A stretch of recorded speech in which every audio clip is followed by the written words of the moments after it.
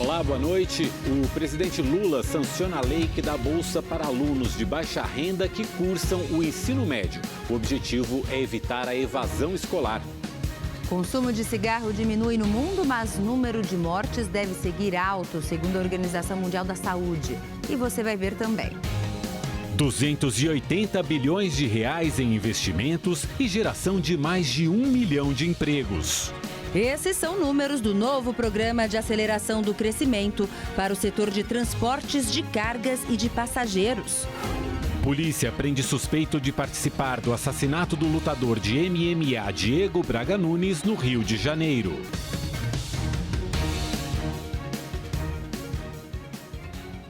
A polícia do Rio de Janeiro prendeu um suspeito de participação na morte de um lutador de MMA. Ele tinha ido a uma comunidade dominada pelo tráfico de drogas para recuperar uma moto furtada. Tauan da Silva, conhecido como 2B, de 18 anos, foi preso hoje de manhã durante uma operação da Polícia Militar em uma comunidade do Itaiangá, na zona oeste do Rio de Janeiro. Segundo a polícia, ele confessou participação na morte do lutador de MMA, Diego Braga. O atleta de 44 anos estava desaparecido desde a madrugada de ontem. O corpo dele foi encontrado por policiais do BOPE em uma área de mata da mesma comunidade onde o suspeito foi preso. O local é dominado pelo tráfico de drogas. A Delegacia de Homicídios está investigando o caso e faz buscas por outros envolvidos. Segundo testemunhas, Diego tinha ido à comunidade para tentar recuperar a moto que tinha sido furtada, mas acabou morto pelos traficantes. A hipótese é de que os criminosos tenham suspeitado da ligação de Diego com milicianos. Câmeras de segurança flagraram quando 2 criminosos chegaram em uma moto na garagem do prédio onde Diego morava, na comunidade da Muzema, na mesma região, na madrugada de segunda-feira. O homem que estava na garupa desce, deixa o capacete de Diego no chão e vai embora com a moto dele. O lutador chegou a divulgar o furto em uma rede social, mas não registrou o boletim de ocorrência na delegacia. Diego era professor em uma academia de formação de lutadores. Ele começou a carreira profissional no MMA em 2003 e se aposentou em 2019 com 23 vitórias, 8 derrotas e 1 empate. Enfrentou diversos atletas com passagem pelo UFC, principal categoria do MMA. Parceiros de Diego lamentaram a morte do colega. Rodrigo Minotauro escreveu: "Sempre grato por tudo que passamos, meu irmão." E completou: "Ações covardes como essa não podem acontecer." O lutador Anderson Silva também publicou uma mensagem dizendo: "Um cara trabalhador que, assim como muitos outros, corre atrás dos seus sonhos. Essa mesma violência que você tanto combateu acabou por ceifar sua vida, deixando um vazio imenso em nossos corações." Policiais civis cumpriram quase 30 mandados de busca e apreensão contra uma quadrilha que falsificava charutos cubanos nos estados do Rio de Janeiro, Bahia e São Paulo. A polícia apreendeu charutos falsificados, materiais para produção, telefones celulares e computadores. Segundo os investigadores, a quadrilha tinha uma operação extremamente organizada e faziam com que os clientes acreditassem que compravam charutos cubanos originais. Um motorista de ônibus foi rendido e ameaçado hoje com uma faca em Santo André, no ABC Paulista. Uma câmera no ônibus mostra o momento em que o homem entra no veículo e rende o motorista. No momento, havia 2 passageiros. Com uma faca, o criminoso fez o condutor dirigir até a sede da prefeitura. Ele dizia que queria falar com o prefeito da cidade, Paulo Serra, do PSDB. A polícia cercou o veículo e conseguiu negociar com o bandido, que se entregou e foi encaminhado para a delegacia de Santo André. Durante toda a negociação ele estava com a faca no pescoço do motorista. Então havia sempre o risco de ele acabar ferindo o motorista do ônibus ali. Mas graças ao trabalho das equipes que chegaram aqui, conseguiram convencer o sequestrador ali a libertar a vítima sem nenhum ferimento. A empresa do ônibus comunicou que presta apoio ao motorista e aos passageiros que foram vítimas do sequestro e de ameaças. 3 pessoas da mesma família morreram num grave acidente na rodovia Presidente Dutra, na zona norte da capital paulista. Segundo o Corpo de Bombeiros, havia congestionamento na pista e a carreta prensou o veículo na traseira de um outro caminhão. Uma criança de 8 anos, um adolescente de 17 anos e um homem de 60 anos morreram na hora. Outras 2 pessoas ficaram gravemente feridas. O acidente provocou um longo congestionamento que se estendeu pela madrugada. 8 viaturas do Corpo de Bombeiros atenderam a ocorrência. O corpo da ultramaratonista Camila Matti, de 44 anos, foi encontrado hoje parcialmente queimado no Leme, região metropolitana de Piracicaba, no interior de São Paulo. Ela estava desaparecida desde o último domingo, dia 14, após relatar que ia para a casa dos pais em São Carlos, também no interior de São Paulo. 2 frascos de álcool foram apreendidos no local. O caso segue sob segredo de justiça e ainda não se sabe as causas da morte dela. 2 dias depois do sepultamento das 4 vítimas da queda do helicóptero no Vale do Paraíba, em São Paulo, as investigações sobre a causa do acidente continuam. Ao vivo, a repórter Estela Freitas tem mais informações sobre esse caso para a gente, né, Estela? Boa noite para você. Oi, Gabi, uma boa noite a você, boa noite a todos. A Polícia Civil registrou o caso como homicídio culposo, quando não há intenção de matar. A Polícia Científica e a Força Aérea apuram as causas da queda, que vão de fato apontar a responsabilidade dos envolvidos. O piloto Cassiano Teodoro tinha um histórico de irregularidades e não tinha permissão para fazer o serviço de táxi aéreo. Só para a gente relembrar aqui, no dia 31 de dezembro, ele levava 3 passageiros à Ilhabela, no litoral paulista, quando o helicóptero enfrentou um mau tempo e desapareceu. Depois de 12 dias de buscas intensas na região do Vale do Paraíba, o helicóptero foi encontrado próximo à cidade de Paraibuna, numa mata fechada. E, claro, a gente sabe aí que ninguém sobreviveu. Gabi, Mauro. Obrigado, Estela. O preço dos aluguéis residenciais subiu 16% no ano passado, de acordo com a pesquisa FIPE-ZAP. Fortaleza é considerada a capital com o aluguel mais caro do Nordeste e a 3ª do Brasil. E o reajuste no aluguel tem pesado, claro, bastante no orçamento das famílias. A costureira Maria Francisca, que mora de aluguel há muito tempo, se assustou com o reajuste e precisou até refazer as contas de casa para arcar com as despesas. Eu estou tentando fazer na água, economia na água, na luz, nas despesas também, que não seja tão necessário, eu estou também tentando tirar, para com que eu possa honrar com o meu aluguel, porque eu preciso ter uma moradia, né? O relatório da FIPE-ZAP apontou que os reajustes nos valores dos aluguéis residenciais subiram 3 vezes mais que a inflação em 2023 no Brasil. O coordenador da pesquisa explicou que o aumento na taxa de juros dos financiamentos imobiliários e a grande procura pelos aluguéis são os principais motivos para essa alta. Uma maior taxa do financiamento imobiliário acaba aumentando o valor da parcela para as famílias poderem financiar os seus imóveis. E com isso, ela acaba diminuindo a quantidade de famílias que conseguem financiar esses imóveis e essas famílias acabam tendo que optar pela locação e acaba aumentando a demanda por locação e, consequentemente, aumentando o preço desse mercado de locação. De acordo com a pesquisa, dentre as capitais monitoradas, as maiores altas no ano foram em Goiânia, Florianópolis e Fortaleza. Aqui na capital cearense, esse reajuste tem pesado bastante no orçamento de muitas famílias. O especialista em locação deu algumas dicas para economizar na hora de alugar um imóvel e afirmou que a expectativa neste ano é que os preços caiam. Com o Banco Central, com essa política de queda da taxa de juros, em algum momento, se esse cenário macroeconômico continuar, em algum momento isso deve impactar a taxa de juros do financiamento imobiliário, que deve começar a cair também.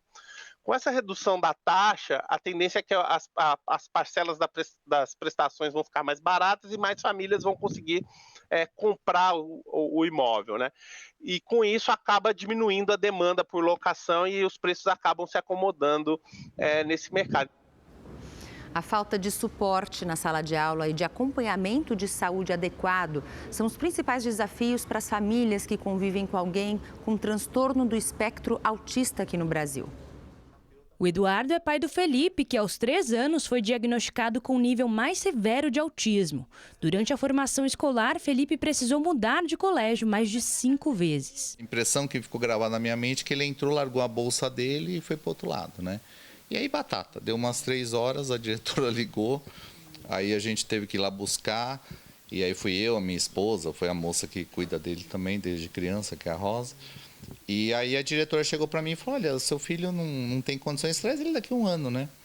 Porque eu não tenho recurso. Segundo o último monitoramento sobre autismo e deficiências do desenvolvimento, estima-se que a realidade do Felipe seja vivida por cerca de 6 milhões de brasileiros. O autismo ele tem 3 níveis de suporte e nesses níveis essa pessoa ela necessita de apoio de acordo com o nível que ela está. Então não é porque ela é um nível 1 que ela não tem a necessidade de um suporte, ela tem. E na parte pedagógica, na parte de educação, na parte da inclusão escolar.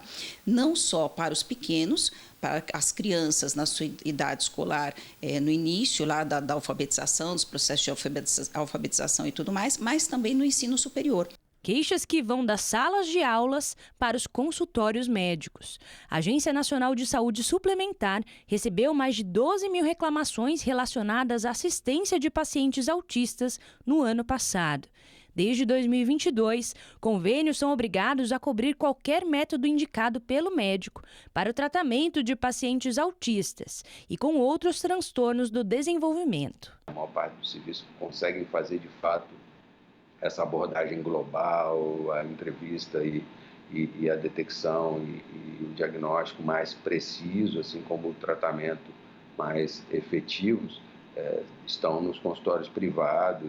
De acordo com o levantamento realizado pela Associação Brasileira de Planos de Saúde, até novembro de 2023, as terapias de transtorno do espectro autista e globais do desenvolvimento representou aproximadamente 9,13% do custo médico, enquanto os tratamentos oncológicos representaram 8,7%. 235 alunos da Rede Municipal de Ensino aqui de Osasco, na Grande São Paulo, diagnosticados com autismo, têm a oportunidade de aproveitar os benefícios da ecoterapia. A partir da interação com cavalos, eles desenvolvem habilidades físicas, psicológicas e cognitivas. A terapia é uma vez por semana e dura 30 minutos. É muito comum a família dar esse feedback para a gente, olha, ele conseguiu ir numa festinha, nossa, ele está melhorando na escola, ele está respeitando as regras, ele está ficando na sala de aula, está tendo mais atenção, está conseguindo ter uma estabilidade de humor e até mesmo para os quadros motores, está desenvolvendo uma pinça, uma coordenação motora, um controle cervical, um controle de tronco. Com apenas 2 meses de ecoterapia, Benício é uma das crianças que comprovam que a conexão com os animais rende melhorias. Mesmo nesse pouco tempo, a gente pôde perceber que teve uma melhora, teve um avanço dele também, intelectual, motor, tudo acabou evoluindo.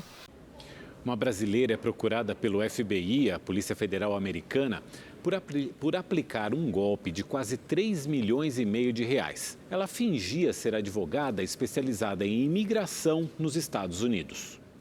Nos últimos 4 anos, Patrícia Leles teria aplicado dezenas de golpes que totalizaram $700 mil.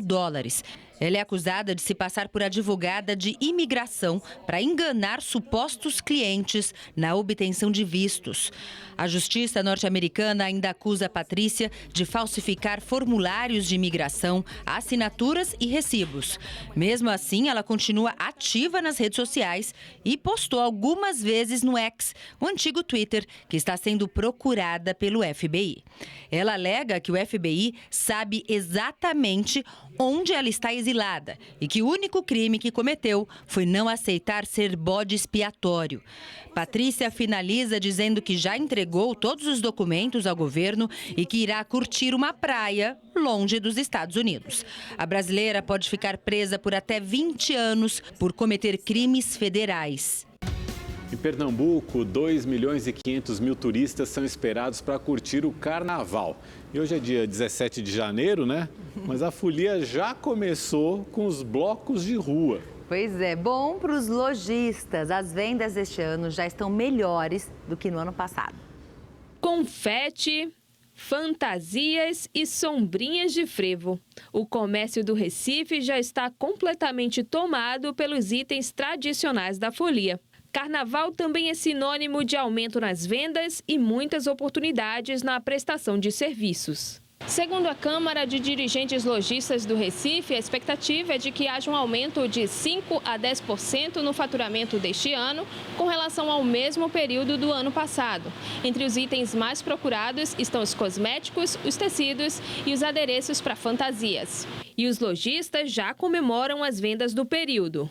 2024 a gente já está notando que está sendo bem melhor do que o início de 2023, né? Eu não sei se em relação com o carnaval seja no mês de fevereiro, mas o pessoal já está começando a correr para não deixar tudo para cima da hora. Sandra é moradora de Olinda e vive o carnaval intensamente. Hoje ela veio procurar itens de decoração para o chá de bebê da filha, que terá como tema o carnaval. Ela preparou até uma lista para não esquecer nada. A diferença de uma loja para outra varia demais. Aí eu faço uma pesquisa para depois comprar. O carnaval deste ano terá início em 10 de fevereiro e segue até o dia 14, na quarta de cinzas. E as expectativas são as melhores possíveis. Aí tem uma expectativa de receber em torno de 2,5 milhões de turistas esse ano, representando um aumento significativo em relação ao 2023. Pernambuco sempre foi um polo carnavalesco. Além disso, a gente também tem praias onde a pessoa pode descansar e tudo isso faz com que a gente consiga girar ao longo desse ciclo em torno de 3 bilhões de reais, gerando muito emprego e renda para a nossa população.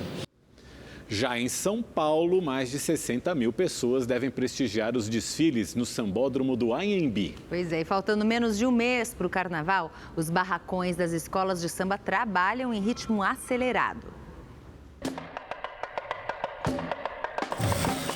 No carnaval em que a escola de samba Império de Casa Verde completa 30 anos, o enredo Fafá, a cabocla mística em rituais da floresta, promete trazer elementos da Amazônia e a ligação com o meio ambiente para homenagear a artista Fafá de Belém.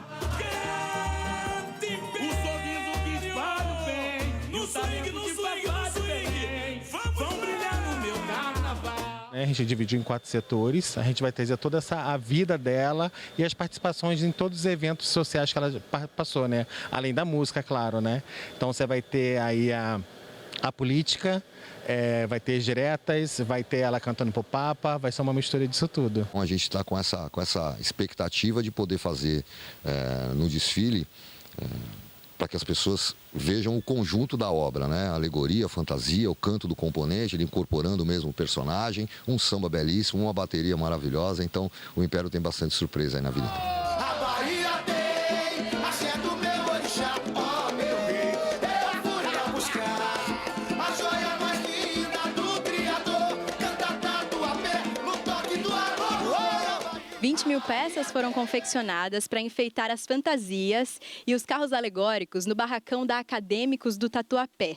E a palavra por aqui é criatividade. Essas plumas, por exemplo, foram usadas em fantasias no último carnaval e já ganharam uma nova cara para voltar à avenida. Com 2.500 componentes, a Acadêmicos do Tatuapé traz um samba em homenagem à cultura baiana. Eles são extremamente preocupados com a preservação da natureza. Eles têm projetos incríveis, né? A gente tem lá o Projeto Itamar, a gente tem lá o Instituto Baleia Jubarte, eles têm a reserva de Sapiranga, que é uma das coisas mais lindas, com alguns animais de extinção. Então, eles têm esse olhar, eles têm esse cuidado com a natureza, então encaixou certinho. Neste ano, a campeã do grupo de acesso, Camisa Verde e Branco, abrirá o primeiro dia de desfiles e a vice Vai-Vai o segundo. Pelo regulamento, a atual vencedora do grupo especial, a Mocidade Alegre, tinha o direito de escolher a própria posição e será a terceira a desfilar no sábado. Os desfiles das 14 escolas de samba do grupo especial acontecem entre os dias 9 e 10 de fevereiro no Sambódromo do Anhembi. Na sexta-feira, dia 9, entram na avenida Camisa Verde e Branco, Barroca Zona Sul, Dragões da Real, Independente Tricolor, Acadêmicos do Tatuapé, Mancha Verde e Rosas de Ouro. Já no sábado, desfilam Vai-Vai, Tom Maior, Mocidade Alegre, Gaviões da Fiel, Águia de Ouro, Império de Casa Verde e Acadêmicos do Tucuruvi. E o coração de quem participa da produção fica cheio de ansiedade e gratidão para ver o resultado de tanto trabalho e dedicação na avenida. Todo ano a gente traz uma coisa bem bacana, mas esse ano nós estamos com algumas surpresas e eles vão gostar muito. Nós estamos bem ansiosos, né? Temos bastante coisinhas, mas já estamos nos retoques finais. A expectativa de ver o carnaval na avenida, toda a preparação que você faz, né? Aquele sonho que está no papel, e você colocar, até me arrepio já, e colocar ele em prática, são lágrimas, porque a emoção é muito grande mesmo. A Delegacia de Homicídios do Rio de Janeiro investiga a morte de um americano. Ele foi encontrado morto no próprio apartamento, na zona sul da cidade. E o repórter Tony Vendramini está ao vivo aqui com a gente e traz as informações. Boa noite, Tony. Boa noite, Mauro. Boa noite, Gabi. Boa noite a todos que nos acompanham. Pois é, o corpo do americano Brent Sikema, de 75 anos, foi encontrado por um amigo e apresentava diversas perfurações feitas possivelmente por golpes de faca. A polícia esteve no local, fez a perícia e agora está ouvindo testemunhas. A principal linha de investigação é mesmo a do latrocínio, que é o roubo seguido de morte. O Brent era sócio de uma galeria de arte em Nova York e sempre vinha ao Rio de Janeiro para passar o final de ano e também o carnaval. Ele era casado e deixa um filho de 12 anos. O consulado americano emitiu uma nota, prestando condolências à família e também oferecendo o apoio necessário. Mauro, Gabi. Obrigada, Tony. Boa noite para você. Em Goiás, uma mortandade de abelhas tem preocupado as autoridades. A polícia local investiga o que causou a morte de quase 9 milhões de abelhas. A suspeita é de envenenamento após a pulverização das lavouras na região dos municípios de Bela Vista e Silvânia. As penas para os crimes são de até 4 anos de reclusão e multa de R$2 milhões.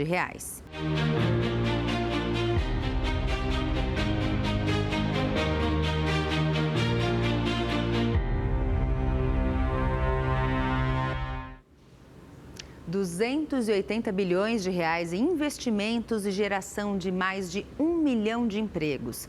Esses são os números do novo programa de aceleração do crescimento para o setor de transportes de cargas e de passageiros. E além de contribuir para a mobilidade, esses projetos têm compromisso com a sustentabilidade. É o que você vê agora na série Caminhos do Desenvolvimento. A Dona Maria trabalha a 20 quilômetros de casa. Saí do serviço 3h30, 3h40, chego em casa quase 6 horas da tarde. E há uma explicação para tanto tempo perdido. O metrô não alcança todas as cidades do Distrito Federal. Só 10% dos habitantes conseguem usar esse meio de transporte. Muito cansativo, né? Nós pegamos o trem muito cheio, muitas pessoas vão em pé, né? No Distrito Federal, o metrô conta com 24 trens. A quantidade de trens em operação no Distrito Federal é a mesma desde 1998, ano em que o serviço começou a operar. Naquela época, Brasília tinha pouco mais de 1.700.000 habitantes. 25 anos se passaram, o número de moradores praticamente dobrou e como não houve aumento do número de trens, os vagões ficaram praticamente lotados. É difícil, acho que tinha que ter mais vagões, né? Mas há uma luz no fim do túnel desse metrô. O novo programa de aceleração do crescimento destinou mais de 2 bilhões de reais para obras de transporte e mobilidade no Distrito Federal. Desse montante, 400 milhões irão para a construção de 2 novas linhas do metrô, beneficiando passageiros do entorno de Brasília. O PAC, aliás, vai investir um total de 280 bilhões de reais na infraestrutura de transporte em todo o país, com foco em rodovias e ferrovias. Para o Centro-Oeste, estão previstos 46 bilhões de reais. Para a região Norte, 21 bilhões de reais em investimentos públicos e privados.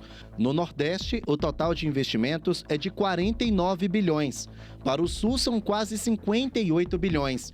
E o Sudeste vai receber o maior volume de recursos, 96 bilhões de reais. Rodovias e ferrovias de São Paulo, por exemplo, serão destino de 30 bilhões de reais. Além disso, o BNDES aprovou 3 bilhões e 600 milhões de reais para comprar os 44 trens que vão circular na extensão da linha 2 do metrô da capital paulista. O trecho vai facilitar a ligação entre as regiões leste, centro e sul da metrópole. Para você ter uma ideia, eu saio 2h30 antes para poder chegar no horário correto em casa. São Paulo é um exemplo importante que mostra que esse sistema de trilhos ele pode ser implantado em territórios onde ele é viável, né? Ele tem um custo alto, mas vai atender uma demanda alta.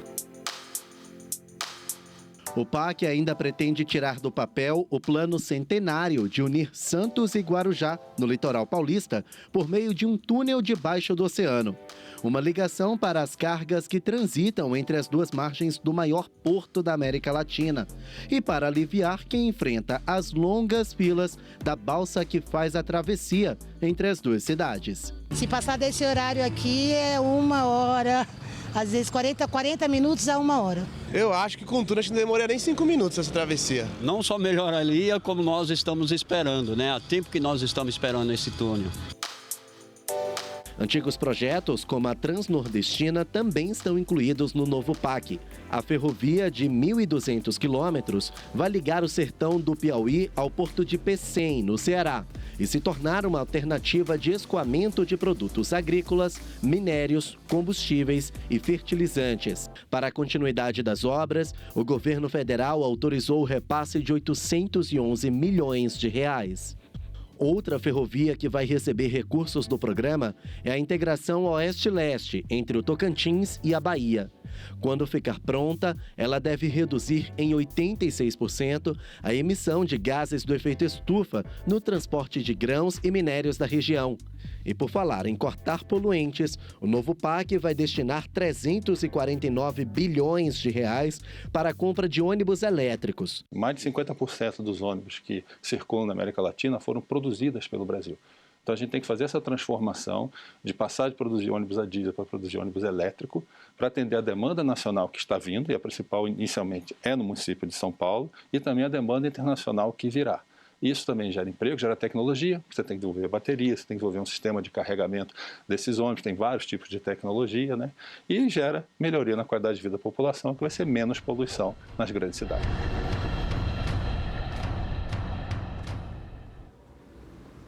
O presidente Lula sancionou a lei que cria o Ministério do Empreendedorismo. A gente vai a Brasília, então, conversar com a repórter Maria Ferreira. Boa noite, Maria. Boa noite, Gabi, Mauro, boa noite a todos que nos acompanham. Olha, esse ato foi aqui no Palácio do Planalto, ele contou com a presença do titular da pasta, o ministro Márcio França.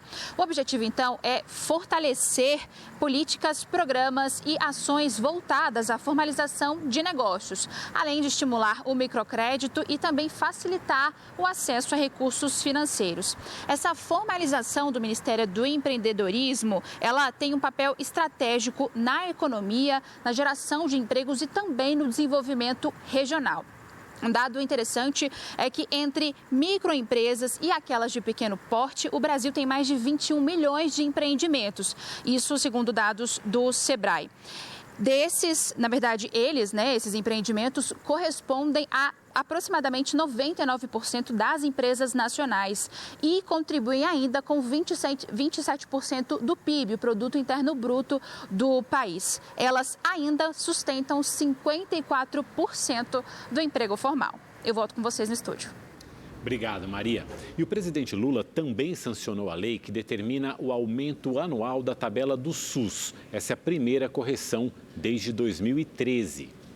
A tabela do SUS é utilizada como referência para o pagamento de instituições de saúde que prestam serviços ao governo. São mais de 4.600 procedimentos. Com a sanção, a revisão passa a ser anual, sempre no mês de dezembro. A última atualização foi feita no governo da ex-presidente Dilma Rousseff, há quase 11 anos. A partir de agora, a previsibilidade do ponto de vista de orçamento, no que diz respeito à atualização desses valores em relação à tabela. Isso é algo muito importante, especialmente para o segmento das entidades filantrópicas, dos hospitais, das Santas Casas, que representam um segmento importantíssimo de assistência no Sistema Único de Saúde. De acordo com o Ministério da Saúde, a revisão da tabela vai impactar diretamente mais de 1.800 entidades filantrópicas, além de gestores estaduais e municipais de saúde.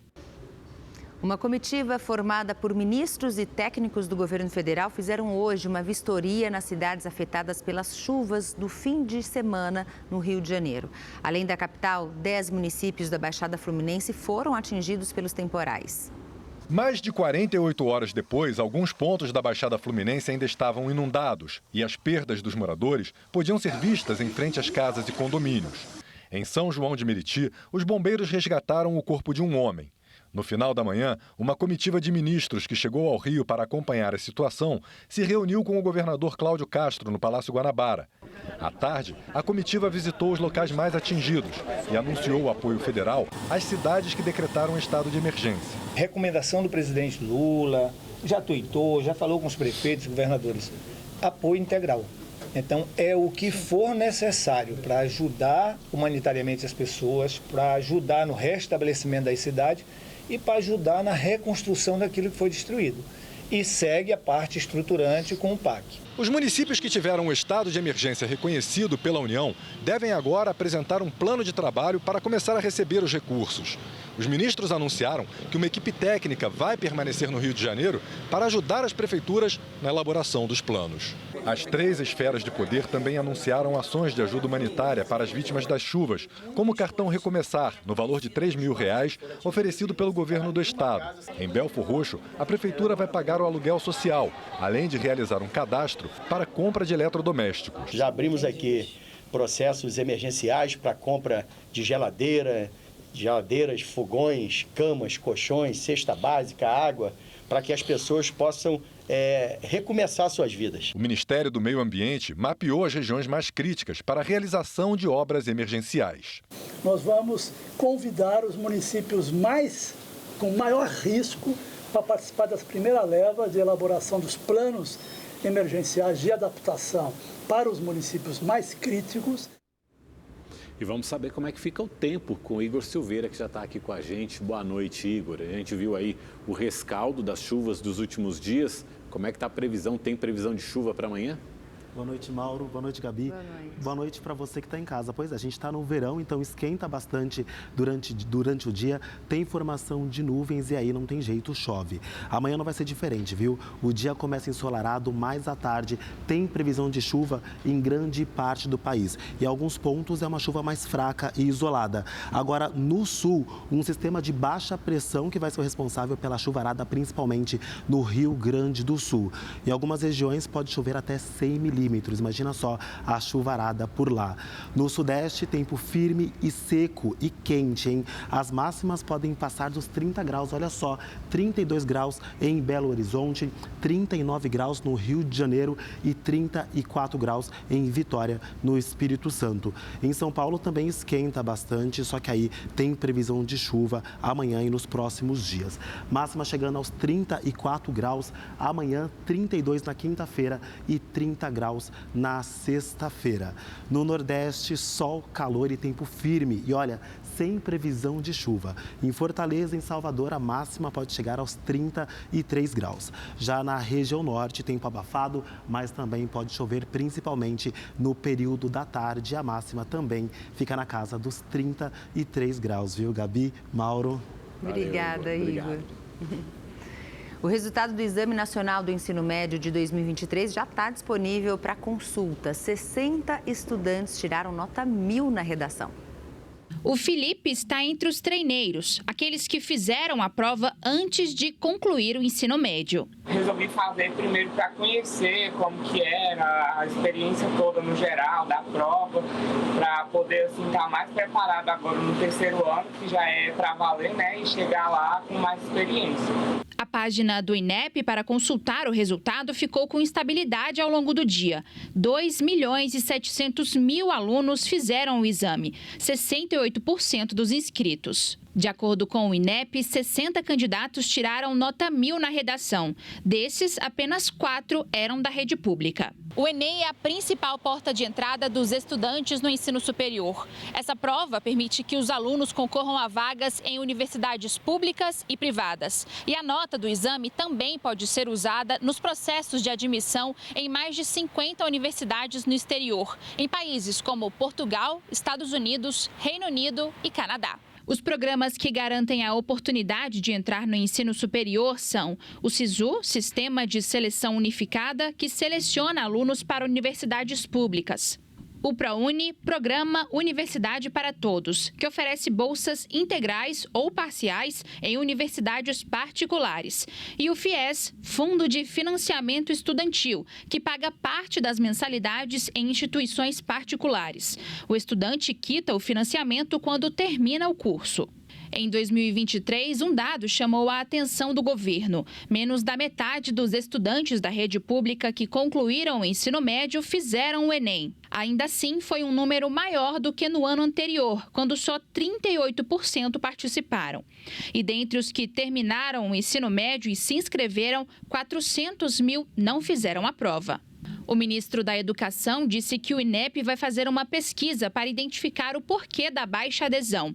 Camilo Santana também afirmou que, a partir deste ano, os estudantes do ensino médio vão receber um incentivo financeiro para participar da prova. Isso vai ser também uma forma de estimular ao jovem regular do ensino médio, que vai receber esse auxílio financeiro nos 3 anos do ensino médio, mas no último ano, no terceiro ano, ele vai receber um percentual, um valor, para fazer a prova do Enem. E esse dinheiro para ajudar os alunos de baixa renda a fazerem o Enem vai sair do programa chamado Pé de Meia, uma iniciativa que virou lei e busca reduzir a evasão escolar no Brasil. O programa pretende reverter um quadro preocupante. Atualmente, a evasão escolar chega a 8,8% já no primeiro ano do ensino médio na rede pública de ensino. A proposta foi sancionada hoje pelo presidente Lula. Segundo o Ministério da Educação, um decreto vai regulamentar a medida. Mas pelo texto inicial, cada aluno receberá, durante 10 meses do ano, um valor mensal de R$ 200. Além de uma poupança de R$ 1.000 por ano até a conclusão do curso. Valor que só poderá ser sacado após serem aprovados ao final do terceiro ano. Mas para ter direito ao benefício, além de não abandonar os estudos, o estudante terá que cumprir regras. Ter frequência superior a 85%. Participar do exame do Sistema de Avaliação da Educação Básica, o SAEB.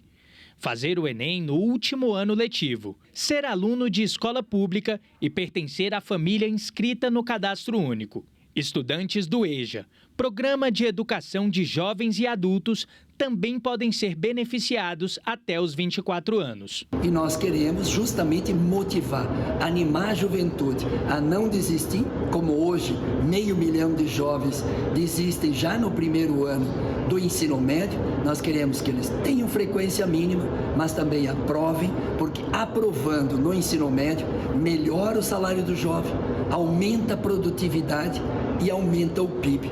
Caberá ao MEC e às secretarias de educação fiscalizar a frequência dos alunos, saber se eles estão cumprindo todas as regras. Mas os casos de evasão e baixa frequência justificáveis serão reavaliados pelo programa. O Ministério da Educação vai buscar qual a justificativa desse jovem que não cumpriu a frequência, porque pode ter dado enchente, pode ter uma seca que não impede o jovem chegar, pode ter o ônibus que quebrou da rede lá da escola, então pode ter alguma justificativa que impede que esse jovem tenha a frequência mínima. Se tiver uma boa justificativa, ele pode até voltar ao programa, senão vai ser excluído. Os recursos para o programa devem ser disponibilizados pelo Fundo Social, que foi criado para custear ações na educação, saúde, ciência, tecnologia e meio ambiente com dinheiro da exploração do petróleo do pré-sal. A União poderá direcionar 20 bilhões para bancar o incentivo. Desse total, 13 bilhões devem sair do superávit financeiro do Fundo Social. O benefício deve começar a ser pago em março em uma conta em nome do estudante. A Universidade Federal de Minas Gerais procura voluntários para tomar a primeira vacina contra a Covid-19 100% brasileira. Esse imunizante começou a ser desenvolvido em 2020 e está na fase de testes clínicos. João Vitor recebeu a vacina da UFMG no final do ano passado. Ele fez parte do primeiro grupo de voluntários que se candidataram para ajudar no desenvolvimento do imunizante. Eu senti como fosse uma obrigação de participar, uma obrigação civil, né, participar desse tipo de pesquisa para ajudar o avanço, não da ciência, mas da saúde brasileira, da saúde mundial, inclusive. As reações foram leves. No caso dele, na região onde a vacina foi aplicada, ficou dolorida. O acompanhamento que a gente recebe do pessoal da Faculdade de Medicina, ele é muito bem feito, né? Eu falo, eu tenho o número de WhatsApp lá da enfermagem, que eu posso falar com eles 24 horas por dia, qualquer sintoma que eu tenha de qualquer coisa. É bem simples, na verdade, participar e contribuir com essa questão. Os estudos clínicos da vacina são feitos em 3 etapas. A primeira testou a segurança da Spintec. Agora, os pesquisadores precisam comprovar que o imunizante é capaz de proteger o organismo contra a Covid-19. Os testes serão feitos em 360 pessoas. Os candidatos devem ter entre 18 e 85 anos, ter recebido as doses iniciais da Coronavac ou AstraZeneca, além das aplicações de reforço há pelo menos 6 meses. Pessoas que já tiveram Covid podem participar também, desde que tenha tido Covid há mais de 6 meses.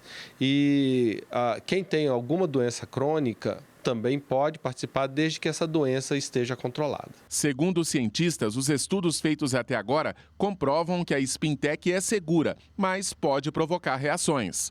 Causa dor de cabeça, dor no local da injeção, causa cansaço, algumas pessoas tiveram diarreia, outras tiveram febre, mas pode ser que a gente tenha algum risco que a gente ainda não conheça.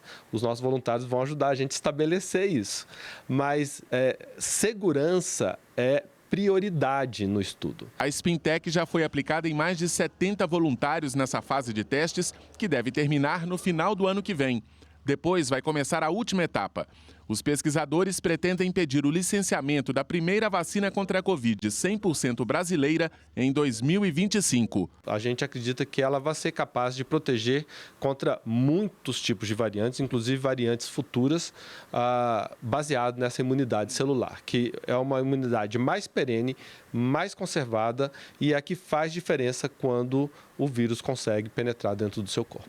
Uma boa noite para você também, porque o Rede TV News fica por aqui. Obrigado pela companhia. A gente volta a se encontrar aqui amanhã. Até lá. Tchau, tchau. Boa noite.